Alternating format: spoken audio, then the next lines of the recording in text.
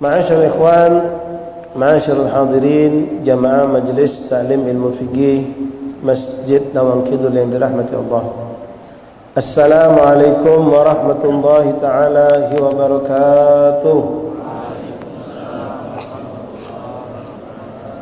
Ikhwan rahimakumullah, untuk malam hari ini mengingat kita akan menyambut Lailatul Id, kita menyambut Idul Adha, dan kita pun mengenal di bulan yang penuh berkah ini juga ada namanya ibadah kurban, ibadah kurban, sehingga kadang-kadang juga dinisbahkan lebaran ini dengan sebutan lebaran korban, lebaran korban, lebaran Idul Adha.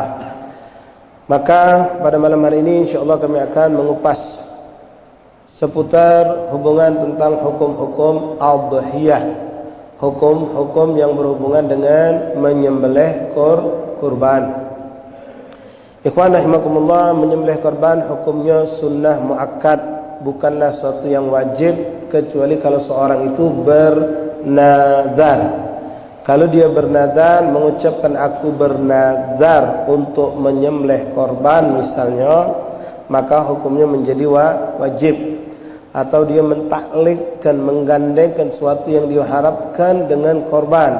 Kalau seandainya anakku ini lahir dengan selamat, maka aku akan berkorban di Idul Adha, maka hukumnya menjadi wajib.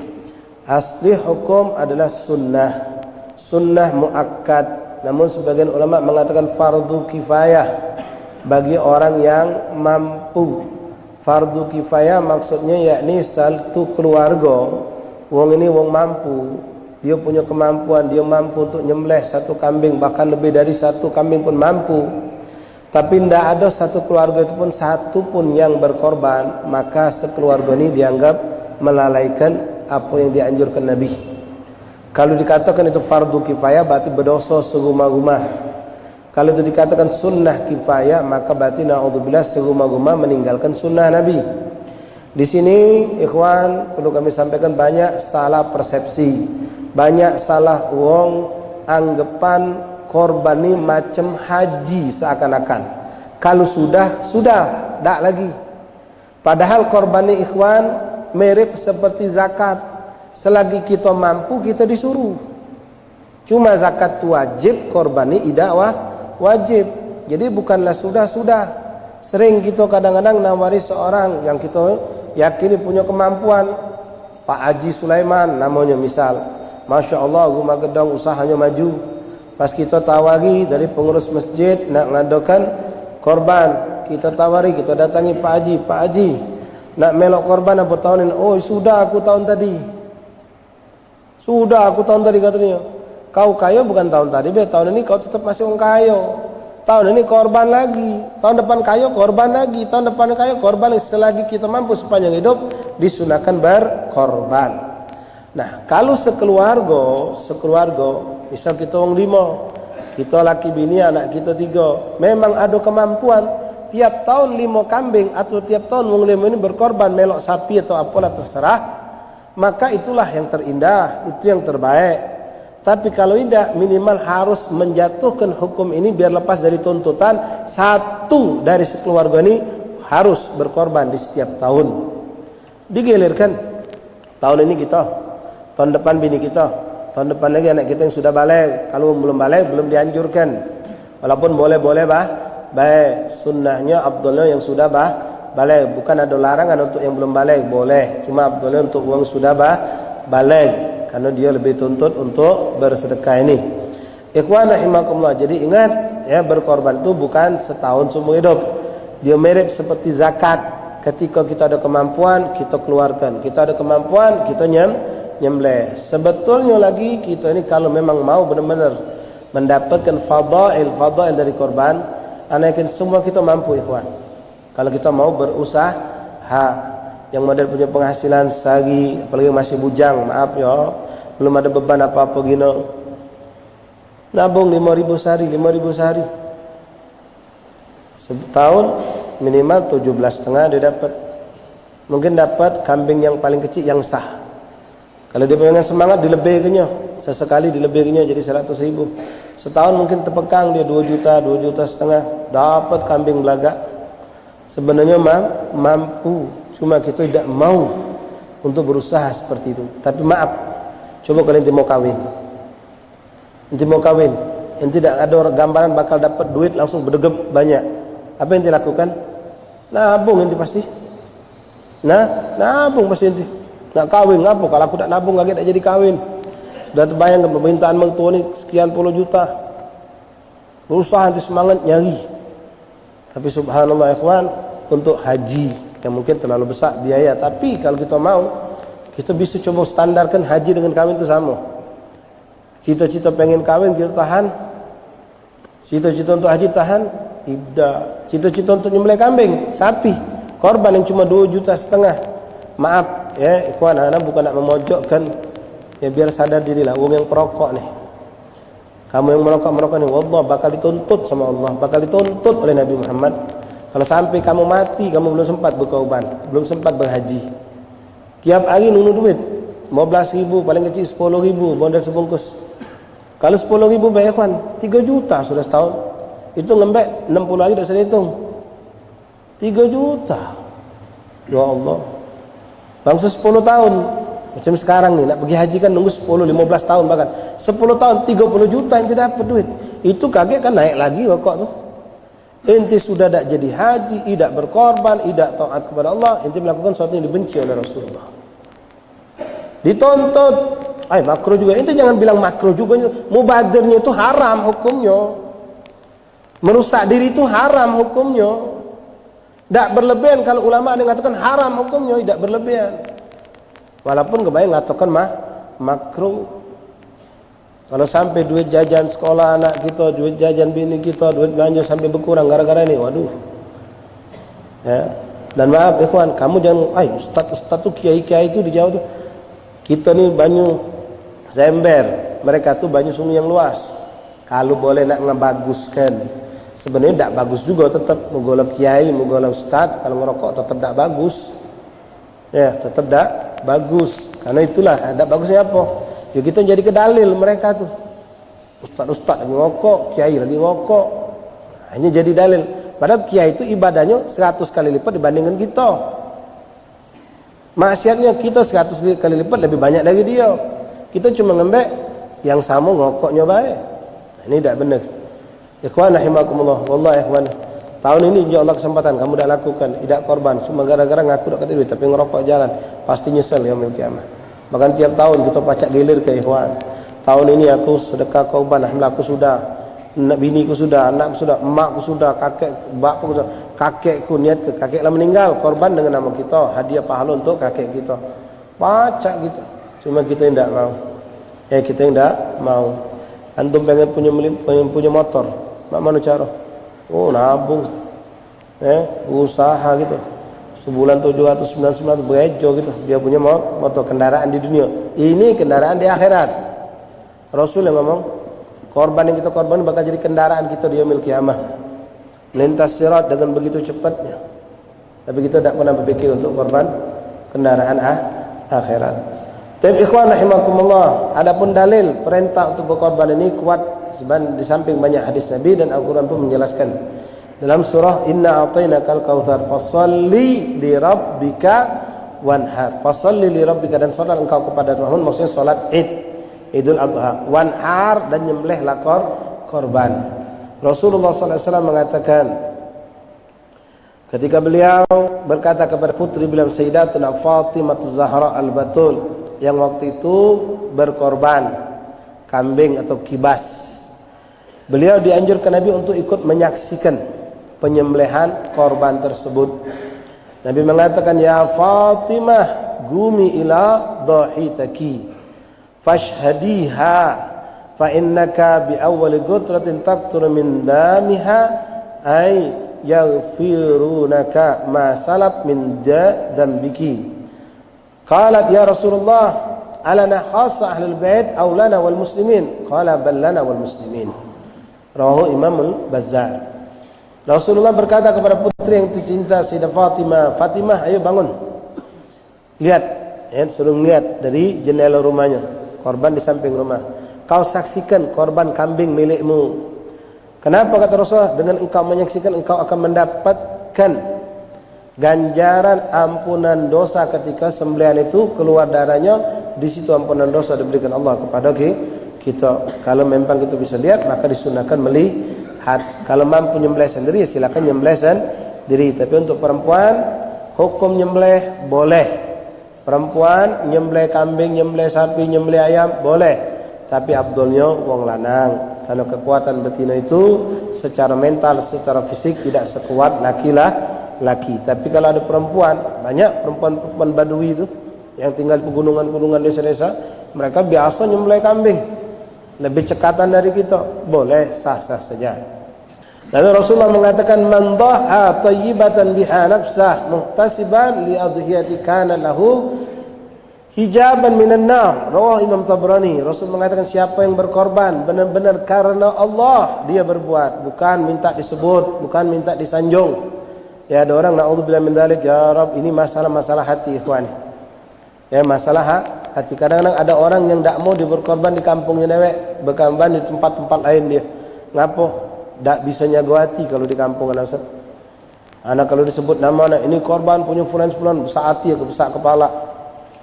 Jadi dia korban tempat lain, walaupun sebenarnya tidak harus seperti itu. Kalau memang kita mau korban di kampung kita, tempat lain juga kita berkorban.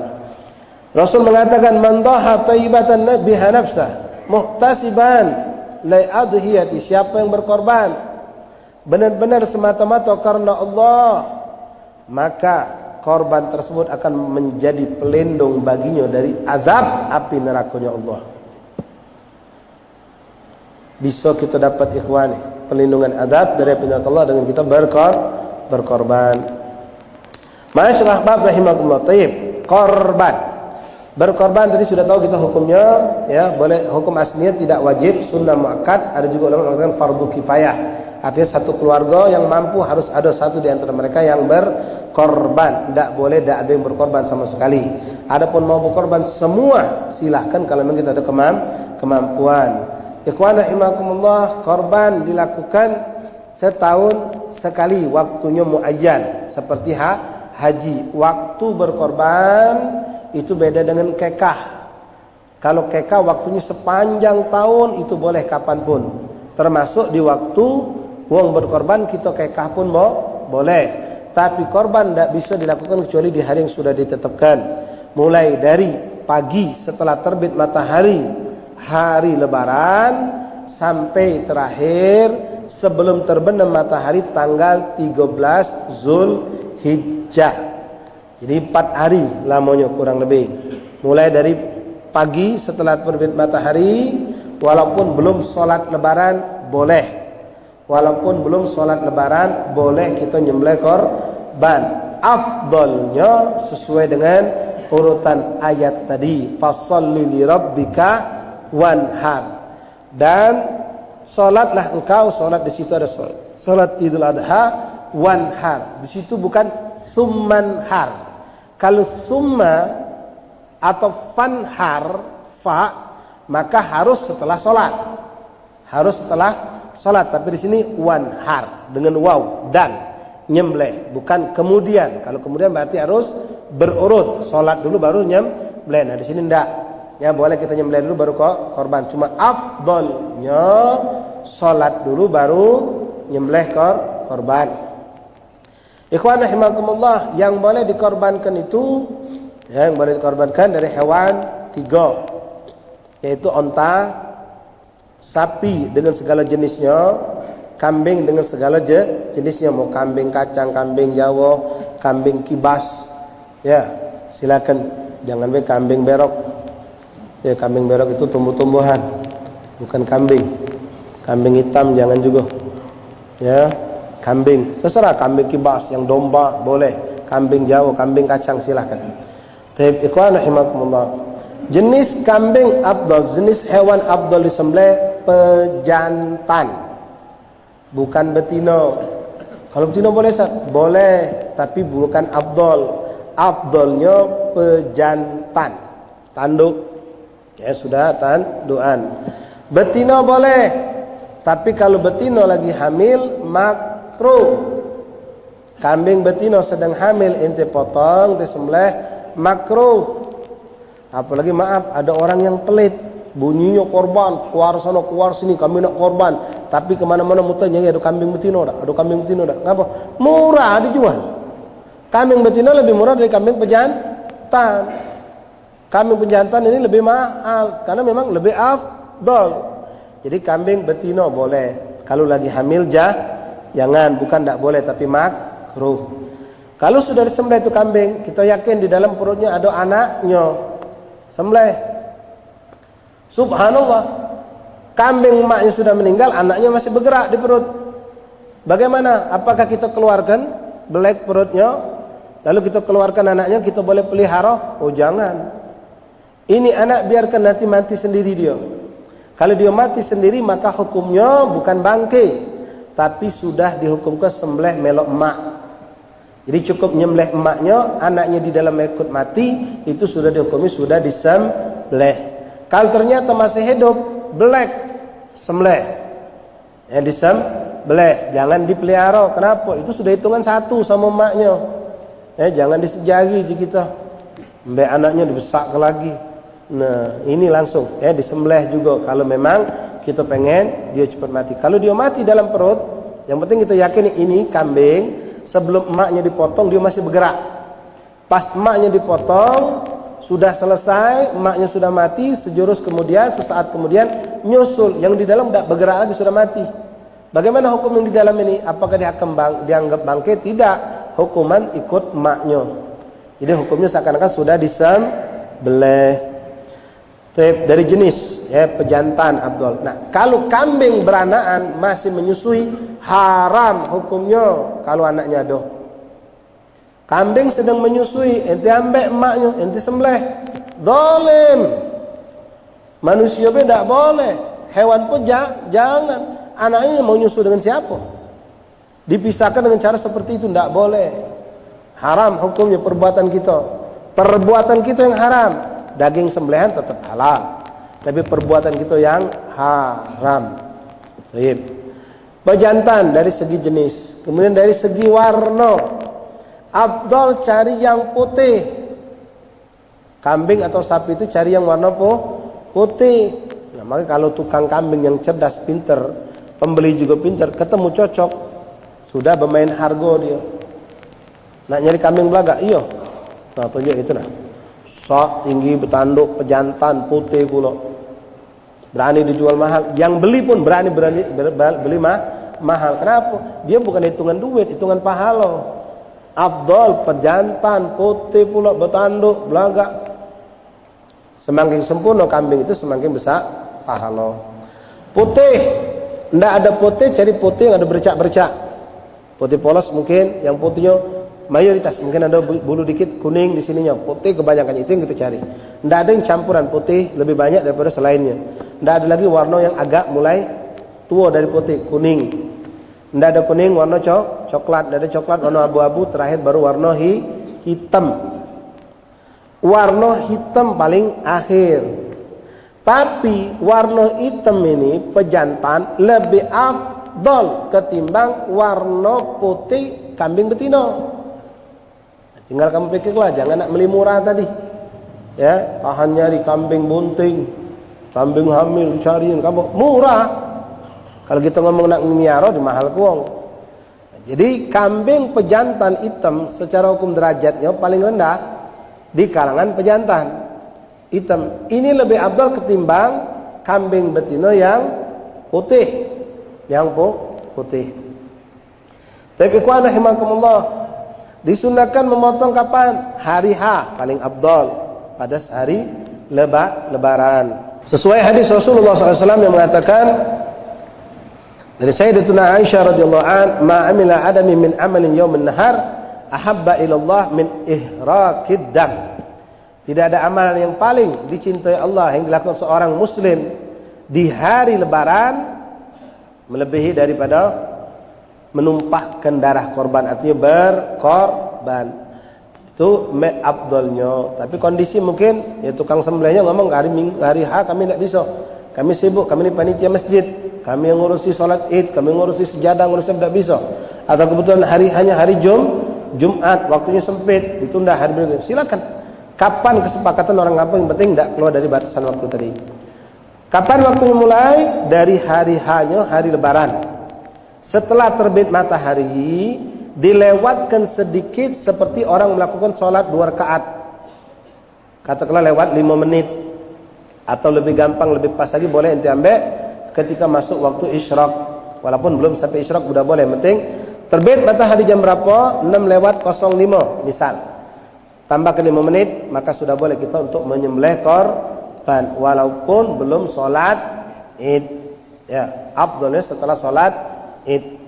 Sampai kapan? Boleh sampai hari tanggal 10 selesai, masuk hari ke-11, tanggal 11, tanggal 12, tanggal 13 Zulhijjah, hari tasyrik, sebelum terbenam matahari. Kalau kita sempat nyembelih tanggal 13 sebelum maghrib, selesai disembelih, sudah putus 2 uratnya, urat napas, urat makannya putus. Lalu terdengar azan, Allahu Akbar, Allahu Akbar. Apa hukum sembelihan kita? Sah. Walaupun ngulit inya, mersikinya setelah masuk tanggal 14, itu maghrib masuk tanggal 14. Kapan afdolnya? Siang atau malam? Afdolnya di siang hari, di pagi, maksud siang pagi sampai sebelum maghrib. Malam hari apakah dibolehkan? Diperbolehkan. Ya, cuma makruh. Afdolnya siang. Kalau siang itu lebih luas, pandangan lebih tajam, waktu juga lebih kesannya lebih panjang. Tapi kalau tidak ada waktu, adanya malam hari, silahkan. Misal kita tidak ada tukang jagal ini masya Allah tidak ada orang lain kecuali dia itulah berdua. Jadi 2 orang ini motong di 7 tempat. Kita dapat jatahnya malam. Kalau kita ngomong minta siang tidak pacak kata dia. Bismillah, tidak apa-apa. Malam hari kita boleh memotong korban. Seorang laki-laki afdal dibandingkan perempuan, walaupun perempuan itu boleh motong korban. Anak kecil juga boleh sah memotong korban, tapi sudah mumayyiz, sudah akalnya sudah normal. Seperti anak mumayyiz itu sudah boleh sah untuk sholat, bahkan jadi imam sholat. Begitu juga nyembelih korban boleh. Ma'asyil ikhwan, nyembelih korban syaratnya wajib muslim. Begitu juga nyembelih potongan yang lain walaupun bukan korban, wajib muslim. Adapun nanti pembacaan bismillah ketika motong, bismillah Allahu Akbar, itu khilaf ulama. Indana dalam madhab Syafi'i tidak wajib, tapi disunahkan saja. Yang penting yang nyembelihnya seorang muslim. Taib ikhwan rahimakumullah, hafizakumullah, wafaqakumullah. Kemudian apa saja yang disunahkan ketika menyembelih korban ini? Nyembelih korban disunahkan banyak hal, di antaranya kambing atau sapi tersebut sebelum dipotong, ya pertama dia syarat wajibnya harus sempurna. Kambing atau sapi atau unta ini tidak boleh ada cacat, kecuali kalau cacat bawaan lahir. Ya, ada kambing kupingnya hilang sebelah tapi bawaan lahir tidak apa-apa. Tapi kalau itu terpotong, kupingnya terpotong, kakinya terpotong, ekornya setelah dia hidup karena pernah mungkin kesambat oleh seng atau apalah yang tajam, mungkin putus ekornya, putus telinganya, maka itu kambing tidak boleh dijadikan untuk korban. Begitu juga sapi, tanduknya pecah, tanduknya patah, itu juga tidak boleh digunakan untuk korban. Nah, di sini nak hati-hati ketika kita ngebanting kambing atau sapi tadi, jangan sampai terlalu keras sampai mengakibatkan adanya kerusakan sebelum disembelih. Ikhwan rahimakumullah, hafizakumullah, wafaqakumullah. Beda kekah dengan korban. Tadi sudah kita jelaskan dari waktu. Masalah waktu, kekah itu kapan saja boleh sepanjang tahun. Korban terbatas waktunya 4 hari tadilah. Sering ditanyakan, Ustadz, kalau kita belum kekah tapi kita pengen korban, yang mana kita dulukan? Ini pertanyaan bagus. Ada lagi yang nanya, boleh tak digabungkan? Nah, wong ini apa memang buntu apa cemekean je kita. Ya, kambing sikok nak niat korban sama kekah. Baik. Kita jawab dulu yang pertama, kekah dulu atau korban. Nah, tergantung nanyonyo kapan. Kalau hari ini dia nanya, Ustaz, anak ini lagi terpegang duit, Ustaz. Anak ini pengen korban, Tapi ana ingat kalau ana belum kekah. Jadi mak mana kekah dulu apa korban dulu? Jawabnya korban dulu. Karena korban sudah di depan mata, sudah dekat. Tapi kalau dia ngomong ini 4 bulan yang lalu atau nanti setelah lebaran, maka kita katakan kekah dulu. Karena waktu korban masih cukuplah lama. Korban dulu. Kan korban waktunya memang terbatas, sudah dekat depannya, maka kita korban dulu. Nah, cerita tentang hukum boleh tak kekah digabung dengan korban. Kalau digabung dengan 1 ekor kambing, ini kambing aku niat kekah plus, bukan ONH ya, plus ya, ONH ada plus ini juga, kekah plus korban. Apa pendapat ulama? Ada 3 pendapat. Ada yang ngatakan ini yang paling kuat, ya, dak dua-duanya. Tahu dak dua-duanya? Korban dak dapat, kekah dak sah. Jadi nyembelih biasa hukumnya, dak ada nilai ibadahnya. Sembelihan halal, dimakan. Sudah kekah? Belum. Sudah korban? Belum. Kenapa? Digabung niat dak boleh. Ada yang mengatakan dapat salah satu, tapi ini pendapat yang tipis. Yang ngatakan pendapat dapat dua-duanya itu hampir dikatakan tak ada ulama yang ngatakan itu. Beda ikhwan kalau sapi bergabung di dalamnya bermacam-macam niat, boleh. Misal kita dapat sudah 2 sapi, panitia nih lagi bergoyor pengen dapat sapi yang ketiga, baru dapat 2 orang, Ahmad sama Muhammad. 5 lagi nyari, gedor sana gedor sini, tanya sana tanya sini, tidak ada yang nak berkorban. Ya, ada yang ngomong kami lagi tidak megang duit, oh kami sudah melok tahun tadi, macam-macam oh nih, ya. Bingung panitia nih, 2 ini mak mana ini, kalau tidak jadi kesian. 2 orang ini kalau tidak dijadikan kasihan, tapi kurang 5 orang. Nah, bagaimana solusinya? Ada solusinya. Cari ada tak orang yang nak berkekah. Nah, Zulkifli baru dapat anaknya lanang. Coba tahu galak ada melok. Apa kalau lanang 2 kambing? Boleh apa? Melok ke sapi? Boleh. Boleh. Tawali jul galak tak kau?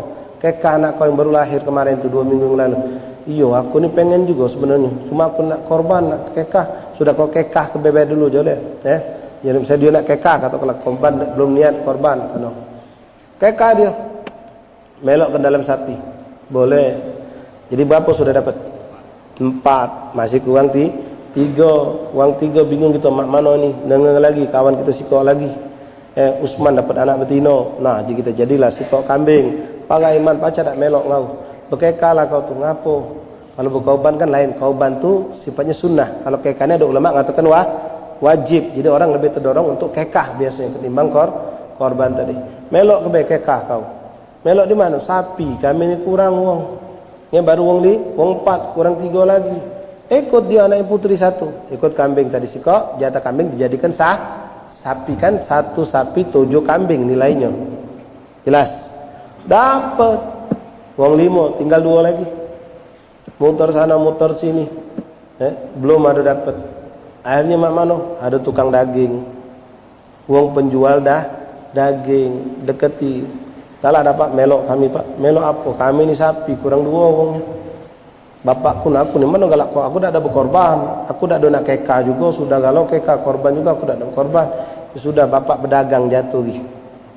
Ya, jatah 7. Baik 2 bagian dia melok suruh melok 2/7 bagian dari daging sapi bersih untuk bapak. Jadi aku niat dagang. Iya, boleh. Jadi boleh yang seperti itu digabung dari sikok sapi, campur ada niat korban, ada niat kekah, ada niat berdagang, itu diperbolehkan. Tapi yang mana yang afdal? Nyembelih sapi, melok sapi atau melok kambing? Nah, sini khilaf ulama. Ada yang mengatakan afdalnya kambing. Kenapa? Asli sunnahnya itu dari zaman kejadian Nabi Allah Ismail ketika hendak disembelih oleh abahnya Nabi Allah Ibrahim, Allah menggantikan Nabi Ismail sebagai penggantinya adalah kibas, kambing. Dan Rasulullah SAW sendiri, ya memang di zaman Nabi sapi sulit didapatkan walaupun ada. Nabi senantiasa korbannya kambing. Itu hukum asli. Namun ulama ada yang mengatakan, oh tidak, sapi lebih afdal. Kenapa? Lebih banyak dagingnya ketimbang kambing. Ini pandangan ulama. Ya, di kitab Ushulul Kalim mengatakan sapi lebih afdal. Kenapa? Lebih banyak dagingnya. Karena tujuan kita ini untuk menyenangkan fuqara masakin. Walaupun orang yang tidak miskin boleh dapat korban. Jadi bang, yang sapi silahkan. Nah, boleh juga kita lihat sikon. Ya, ini warga sini mana ada yang mau kambing, Ustaz?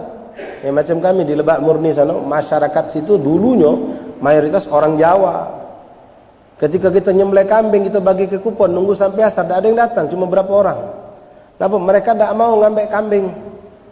Ya, mereka punya image kalau kambing kaget darah tinggi. Orang Arab tuh juga emosian galau makan kambing tiap hari. Iya, itu cuma mitos. Makan kambing darah tinggi. Dah juga. Ya, orang Indonesia banyak makan kacang, tiap hari makan iwa asin, darah tinggi juga bininya. Gara-gara makan iwa asin, darah tinggi bini. Kambing. Nah, ketika di situ kebutuhannya sapi, walaupun kita tahu kambing, misal kita berpendapat kambing lebih afdal, tapi masyarakat sini lebih demen dikasih sapi. Ya sudah, apa yang mereka senangin? Kan tujuan kita menyenangkan masyarakat yang fuqara ini, maka berikan sapi, itu lebih afdal. Baik, ikhwan rahimakumullah. Daging korban. Daging korban ini boleh dibagi menjadi 3 bagian. Untuk kita sepertiga, kita hibahkan atau hadiahkan sepertiga, dan sedekahkan sepertiga. Namun tujuan yang namanya berkorban itu perbanyaklah sedekahnya. Ya, sepertiga tadi itu tuh yang diperbolehkan. Kita ambil sepertiga untuk kita, sepertiga kita bagi ke kawan-kawan kita, mertua kita, orang-orang yang mampu sebagai hadiah. Ya, orang yang mampu, mertua kita, ipar kita, guru kita, misal mereka orang mampu, kita kasih. Sepertiga harus ada untuk fuqara masakin, orang fakir miskin ini jangan sampai ngelongok. Oh, bunyinya nyembelih korban 5 ekor.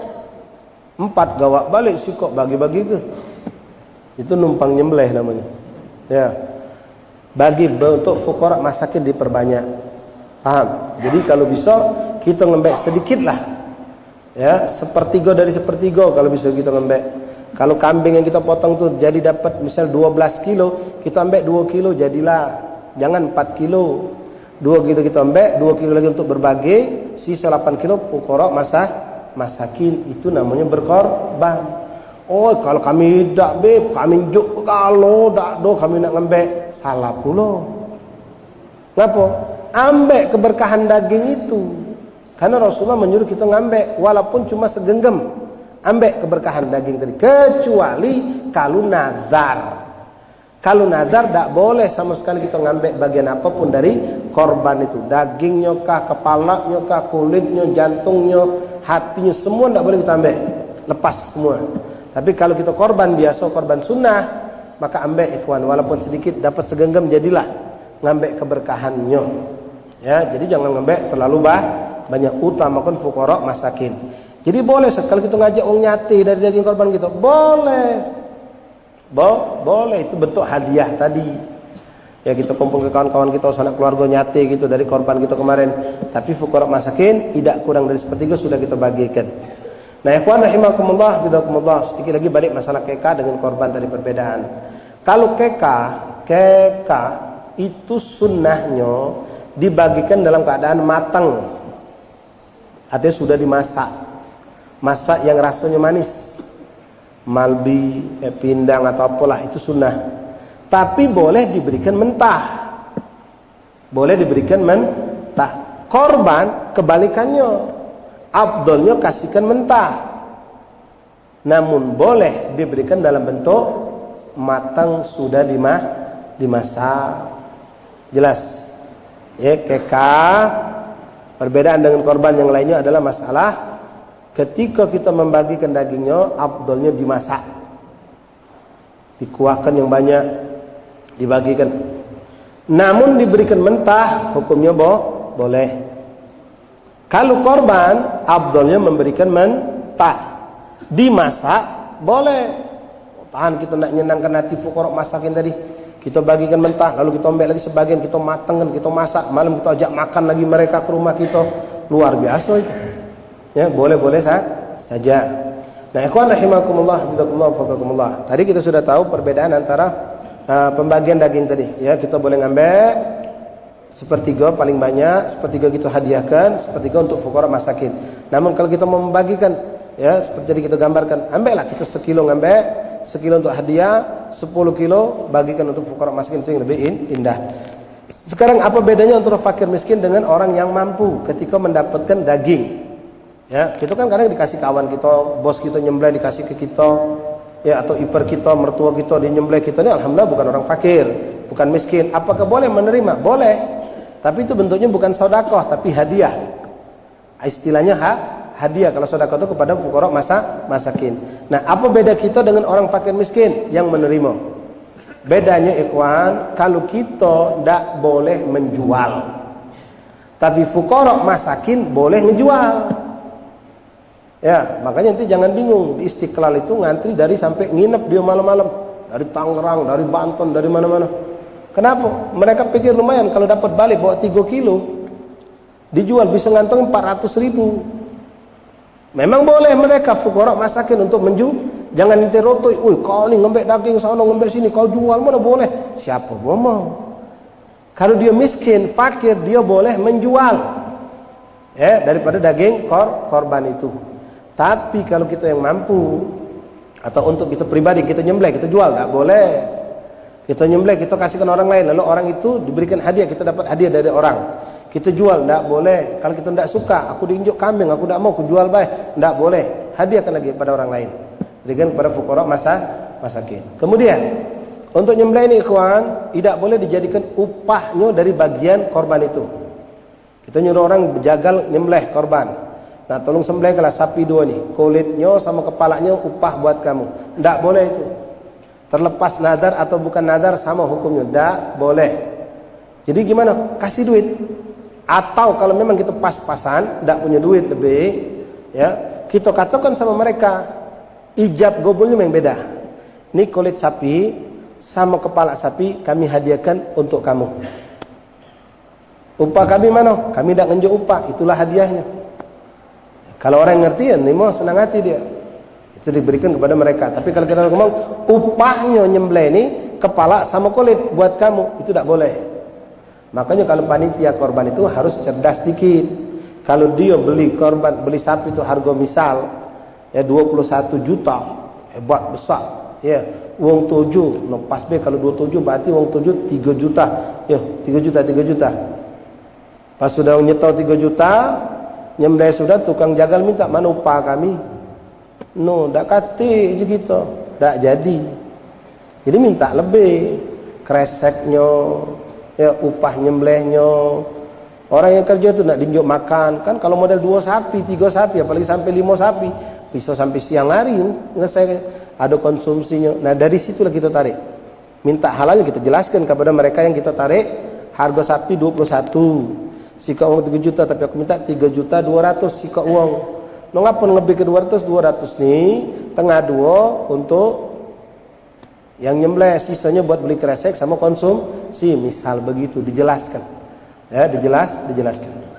Tapi ikhwan rahimakumullah, hafizakumullah, faqakumullah. Kemudian daging korban ini, daging korban itu tidak harus dimakan langsung.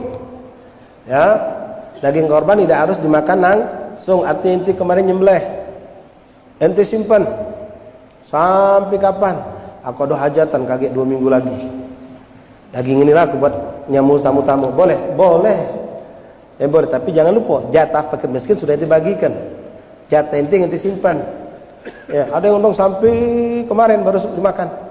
Masuk freezer setahun. Boleh. Nah, ini kenapa saya sampaikan biar kamu juga jangan protes. Ada kan orang dikalengi kan? Ya, di apa ke istilah itu? Kornet, dibikin kornet. Daging korban dibikin kornet. Sampai sekian bulan dibagi ke daerah-daerah terpencil, ada musibah dibagikan. Ya sah-sah saja. Yang penting nyembelihnya sebelum lewat waktu. Adapun makannya silahkan. Ya, ente dapat dari masjid ini 1 kilo, masjid situ 1 kilo, kumpul dapat 7 kilo, nak dimakan langsung. Ini tidak bisa. Jadi mana masuk ke freezer, simpen sampai kapan? Sebulan sekali dicicili. Ya, ada tamu makan diajak sampai setahun baru selesai. Ya, habis kuras kulkas masuk yang baru lagi. Ya, silakan, enggak apa-apa. Ya, enggak apa-apa. Ikhwan rahimakumullah, itulah yang mungkin sedikit banyak tentang ibadah korban. Kemudian sedikit tambahan ikhwan mengenai malam yang berkah tadi. Di depan kita ada 3 malam yang sangat berkah, dari setiap malam itu berkah. Ada malam Tarwiyah, ada malam Arafah, ada malam Idul Adha. Kalau bisa jangan kita lalai, kita perbanyak ibadah. Rasulullah SAW dalam sebuah hadis mengatakan, Man ahya layalil khamis wajabat lahul jannah. Rasul mengatakan siapa yang menghidupkan 5 malam, maka wajib baginya mendapatkan surga dari Allah Subhanahu wa taala. 5 malam tersebut Rasul mengatakan Lailatul Tarwiyah. Ya, ini hadis dari Sayyidina Mu'adz bin Jabal radhiyallahu an. Rasul mengatakan man ahya layalal khamis, siapa menghidupkan 5 malam, dihidupkan dengan memperbanyak ibadah, wajabat lahul jannah, maka dipastikan dia masuk surga. Artinya ini orang akan diwafatkan dulu dengan husnul khatimah, karena tidak mungkin kita masuk surga kecuali meninggal husnul khatimah. Apa itu malam? Lailatul Tarwiyah, malam ke-8 Zulhijjah, jatuhnya malam Jumat depan insyaallah. Hidupkan, hadir maulid, hadir Buddha, salawatan yang banyak, baca rotib, baca zikir, baca salawat, baca terserah. Hidupkan salat tasbih barangkali, tilawatul Quran yang jelas lebih abdul lagi. Malam Tarwiyah, malam ke-8 Zulhijjah. Lailatul Arafah, malam 9 Zulhijjah. Kemudian Lailatul Idul Adha, malam lebaran Idul Adha. Ini 3 malam di depan kita insyaallah, kita disampaikan Allah. Ya, kita hidupkan. Kemudian 2 malam lagi yang sudah lewat atau masih tunggu cukup lama, Lailatul Idul Fitri dan Lailatul Nisf min Sya'ban. Malam nisfu Sya'ban, malam Idul Fitri itu mungkin insyaallah kita ditemukan Allah pada tahun yang akan datang. Namun di depan kita ada 3 malam, kita ajak istri kita, anak kita untuk menghidupkannya dengan memperbanyak zikir, beribadah kepada Allah Subhanahu wa taala. Karena Rasul menjamin man ahya layal khamis wajabat lahul jannah. Siapa yang menghidupkan 5 malam ini akan diwajibkan Allah, pastikan Allah untuk masuk surga. Berarti kalau kita menghidupkan karena Allah taala benar-benar lillahi taala, insyaallah kita diwafatkan dalam keadaan husnul khatimah. Wallahu a'lam bissawab. Mungkin inilah beberapa hal yang bisa kami sampaikan. Mudah-mudahan bermanfaat untuk kita segala, baik yang berkorban atau belum. Yang belum, sekali lagi ikhwan, pasang tekad dari malam ini, tahun depan ana harus korban. Ya, ana harus berkorban, nabung bisa insyaallah. Tapi satu tambah lagi mengenai korban tadi, untuk berkorban untuk orang yang sudah wafat, untuk orang yang sudah meninggal. Berkorban untuk yang sudah meninggal, ikhwan rahimakumullah, itu tidak pakai nama dia. Bukan almarhum fulan, namun nama wong hidup. Tinggal dia yang berkorban tadi niatkan pahalanya, ya Allah ku hadiahkan untuk bapakku, untuk emakku, untuk nenekku dan seterusnya. Kecuali kalau almarhum ini ada nazar sebelum wafat atau ada wasiat sebelum wafat. Kalau mak sembuh, mak pengen tahun ini korban, tolong kamu kakek jangan lupa. Maka ini menjadi nazar ketika dia sembuh korban. Atau dia belum sembuh, dia ngomong aku bernazar, aku pengen korban, kalau aku tak sampai nyawa aku meninggal, tolong jangan kamu lupa korban ke. Nazar atau wasiat, maka itu pakai nama dia. Almarhum fulan karena nazar atau wasiat. Kalau bukan nazar, bukan wasiat, maka pakai nama wong hidup. Tinggal diniatkan untuk wong yang sudah meninggal. Setelah korban disembelih, diiringi dengan takbir sunnah. Sunnah korban seperti nyembelih biasa, ngadep kiblat, ya, potongnya dengan tangan kanan dengan pisau yang tajam, baca bismillah, Allahu akbar, lintaskan niat, ya Allah ini adhiyah fulan bin fulan. Kalau sapi sebutkan 7 orang namanya tersebut, potong sambil diiringi dengan takbir. Setelah selesai berdoa, Allahumma hadza minka wa bika wa ilaik, Allahumma hadhihi adhiyah min fulan fataqabbal minhu, terimalah darinya ya Allah. Kalau dia kami orang 7, fataqabbal minhum, untuk orang 7 tadi. Itu doa tambahan daripada doa kalau kita berkorban. Sekali lagi ikhwan, mari kita jadikan niat malam hari ini bukan bernazar untuk kita berkorban. Ya, tabung pelan-pelan. Ada duit lebih tabung. Khususkan di rumah kita ada celengan untuk nabung. Mudah-mudahan tahun depan kita bukan cuma nerima korban tapi bisa membagi korban. Wallahu a'lam bissawab.